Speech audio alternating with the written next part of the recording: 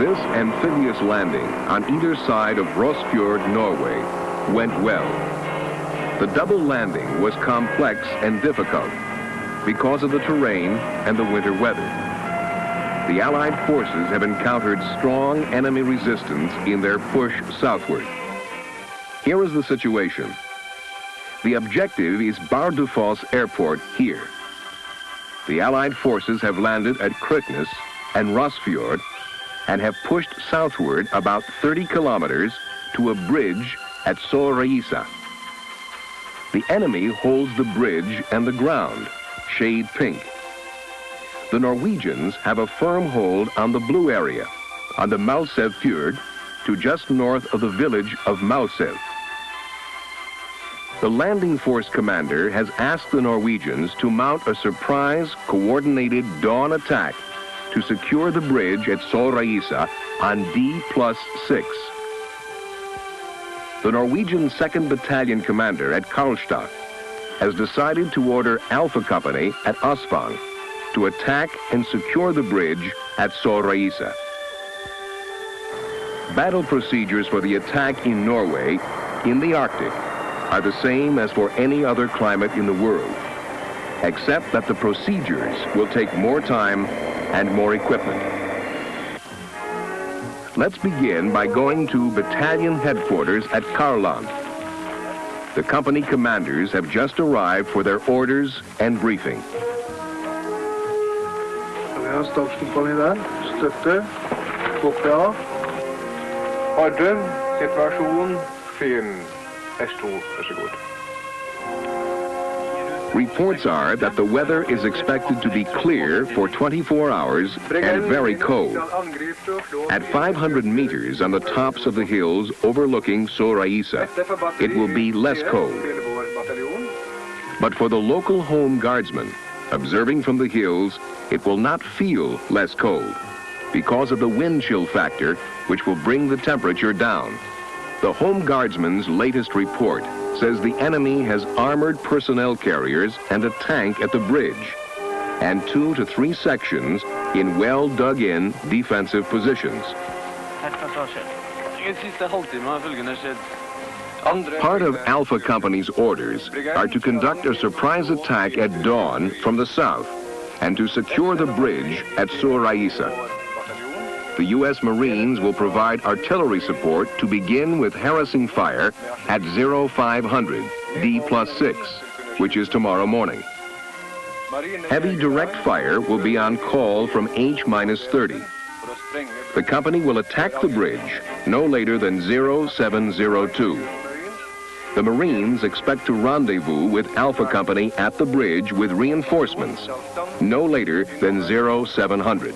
Et kompani angripe og ta området rundt Sørreisa bro.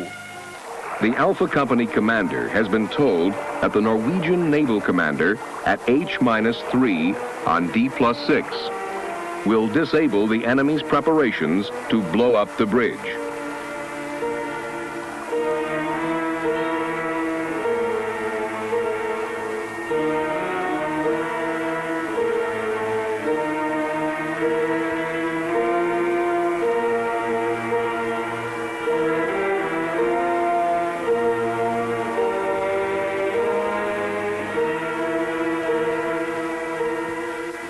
On the return to Asfang, the commander, familiar with the area, begins planning a route he knows well.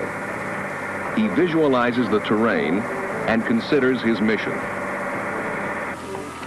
The distance from Asfang to the bridge is about 12 kilometers by air. He will go to the south on the leeward side of Reinskaller Mountain, 420 meters high.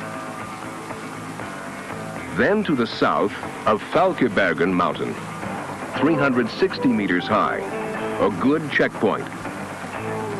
The next good checkpoint is the frozen lake, 240 meters high, at Kløveneset. Then he'll go in the valley, just to the north of Bergskallen Mountain, 420 meters high. The fourth checkpoint, just south of Buhl Hill, 290 meters high, then to the village and the bridge. And he must do the entire route at night. With the detours, it will be 15 kilometers, taking about 5 hours. At Aswan, the company commander confers with his platoon commanders, outlining the plan for the attack.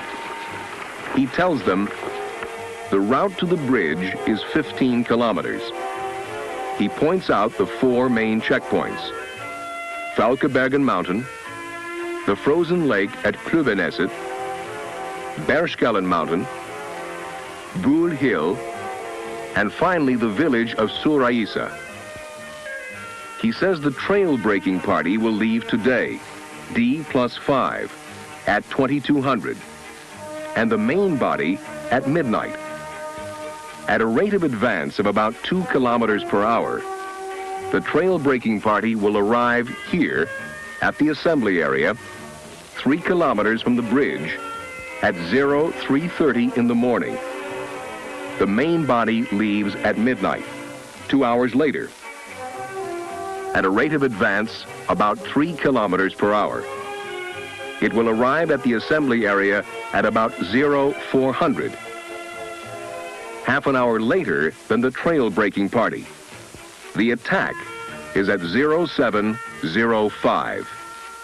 While the company commander answers questions on the route, terrain, weather, food, clothing, equipment, weapons, communications, and the attack itself, a warning order has been given by the second-in-command to prepare for battle. The time is 1400 on D+5. Every man is prepared and knows what is expected of him. His leader will inspect to see if his first aid kit is intact.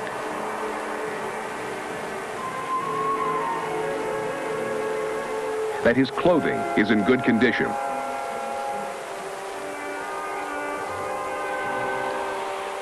His ski binding straps are serviceable. His toe straps adjusted properly. And that his skis are waxed as ordered. His leader will also ensure that his rucksack is packed according to orders. His weapon, grenades, and machine guns are cleaned, checked, loaded, and lubricated. The Pulk carries the heavier weapons, additional ammunition, tent sheets, a spare ski, Primus stove, all required equipment not carried by the individual soldier. The Pulk is packed tail heavy, not more than 70 kilos, about 150 pounds.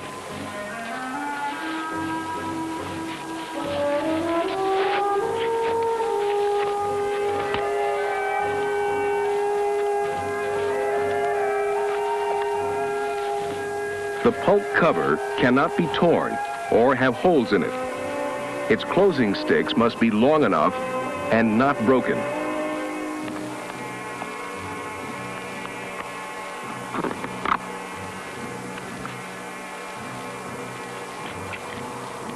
And the braking rope should be available and long enough. After their briefing, the platoon commanders return to their men to give their orders and inspect the preparations.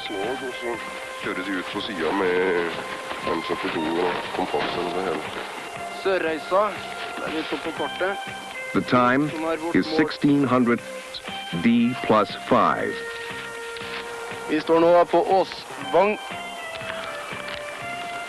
Everyone must be lightly dressed and wearing appropriate camouflage. Extra dry clothes must be taken, and a heavy sweater worn if necessary.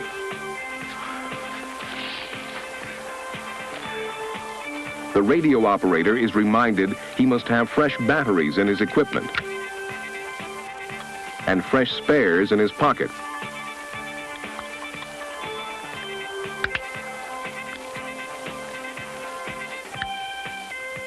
As soon as preparations are complete, the company is to have a hot meal, followed by as much sleep as possible. 21:30, D plus 5. The leader of the trail breaking party receives permission to leave a half an hour earlier. The party will navigate and prepare a trail for the main body and act as a reconnaissance and advance guard for the company.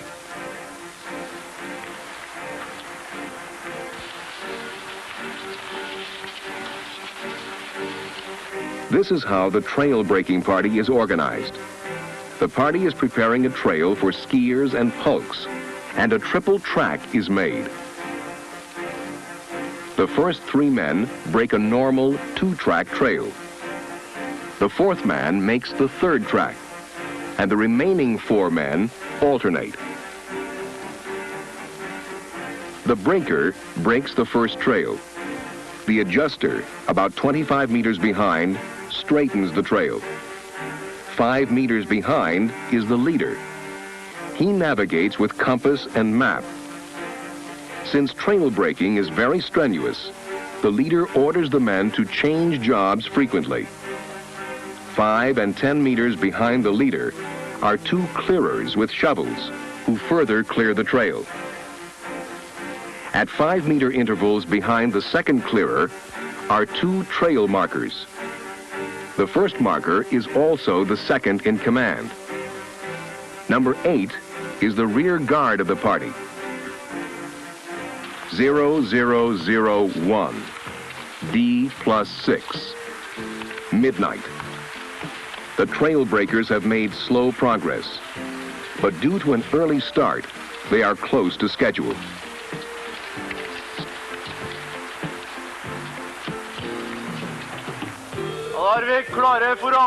The platoon commander says, no talking, no smoking, and keep the noise down, followed by, move out.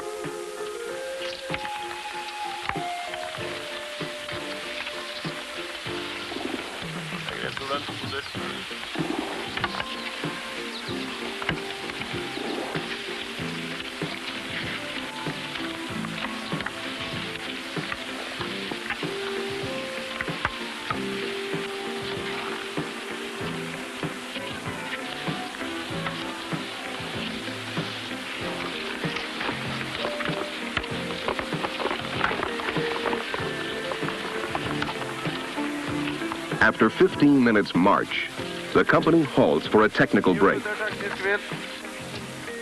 Time to readjust bindings, tighten pulk harnesses, remove any sharp edges from the rucksack, or remove a sweater if overheating. Let's return for a moment to the trail breaking party. The leader has stopped to evaluate the route ahead. He's being careful not to lose the height he has gained.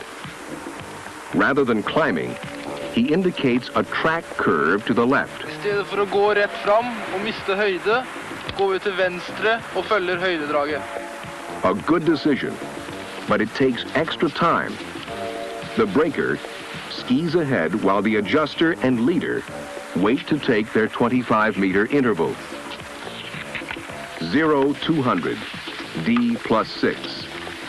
The company has been en route for 2 hours. It halts for 15 minutes. Everyone leaves the tracks. Packs are removed.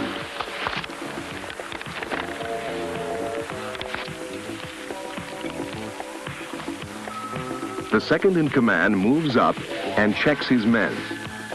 He does not allow them to lean on their ski sticks with packs on. It is minus 12 Celsius, 10 Fahrenheit. Cold.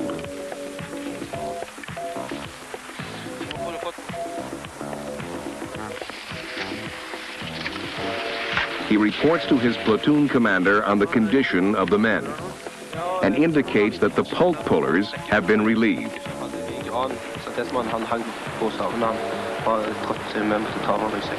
For å vise litt nå. Du går tilbake til plassen din, så sier du fra når det 3 minutter igjen til avmål. On return to his position, the second in command gives the 3-minute warning to resume the march. In cold weather, everything takes longer. And the men must have time. to get ready to resume the march.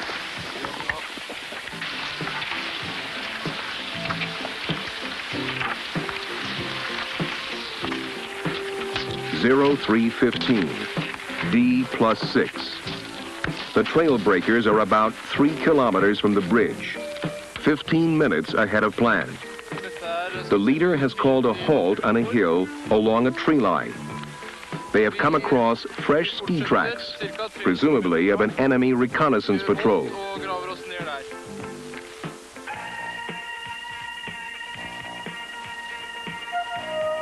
The leader orders his men to build emergency defense positions.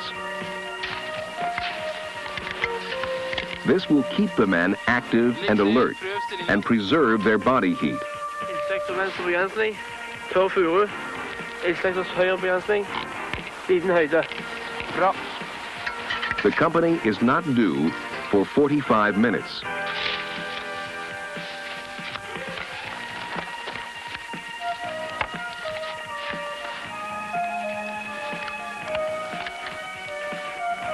The leader, accompanied by a messenger, leaves his second-in-command in charge and departs to report personally to the company commander.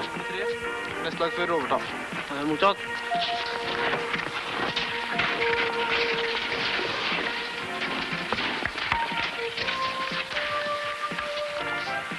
Zero 340. The leader of the trail-breaking party meets his company commander and the platoon leaders. After a brief on the situation,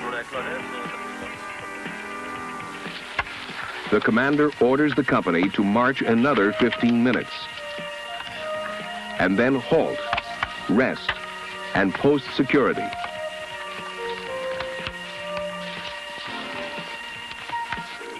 He and his platoon commanders depart for the location of the trail-breaking party to personally survey the terrain and make further decisions on the attack plan.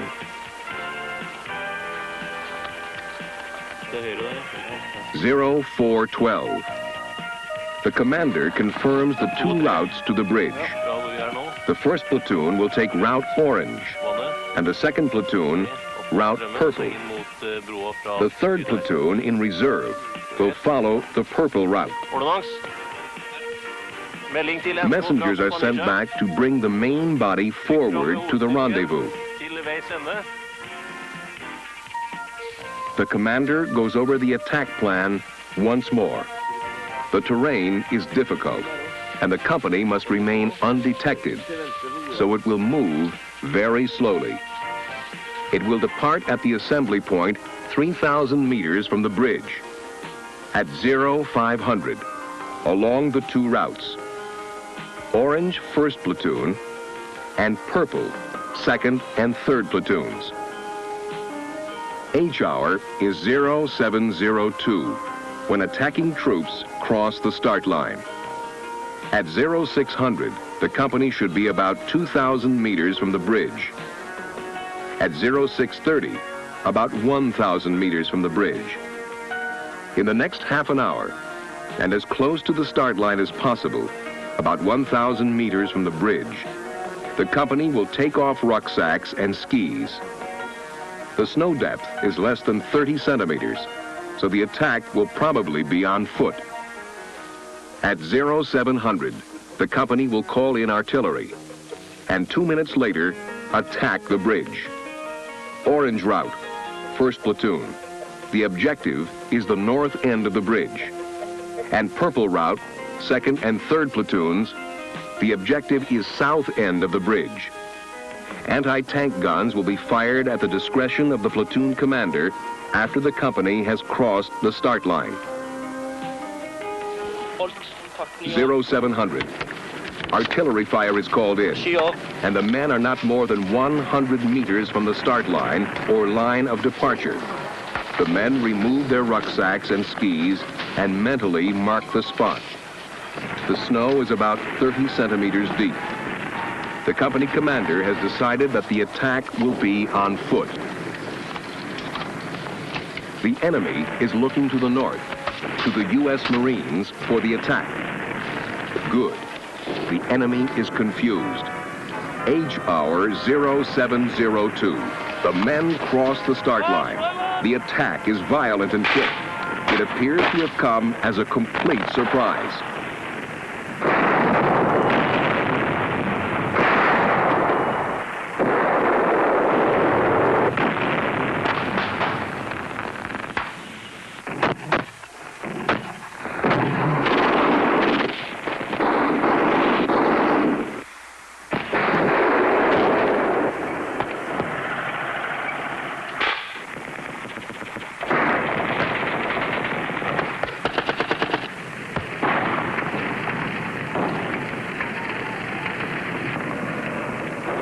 The attack is a success.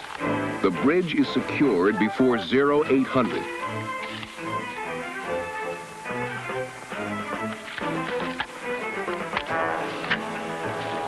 The Marines arrive at 0745.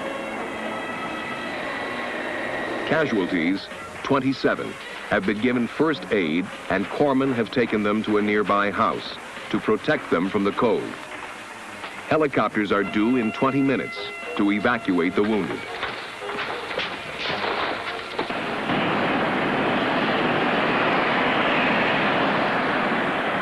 Hulks, rucksacks, and skis are brought out of the woods by the soldiers. They reorganize on high ground and prepare for an expected counterattack.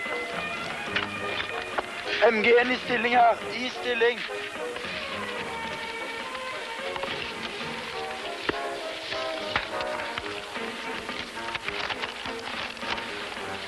Meanwhile, Bravo Company is on its way to relieve Alpha Company so that Alpha can get a hot meal and some much-needed rest. In an attack in cold, you will use the same tactics as you would in any other weather conditions. The big difference in cold weather is time.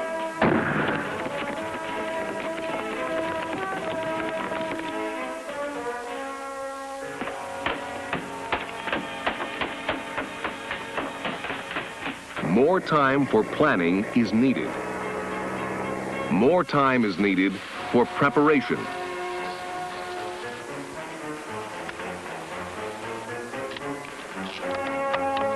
And more time is needed to get to the objective in cold weather.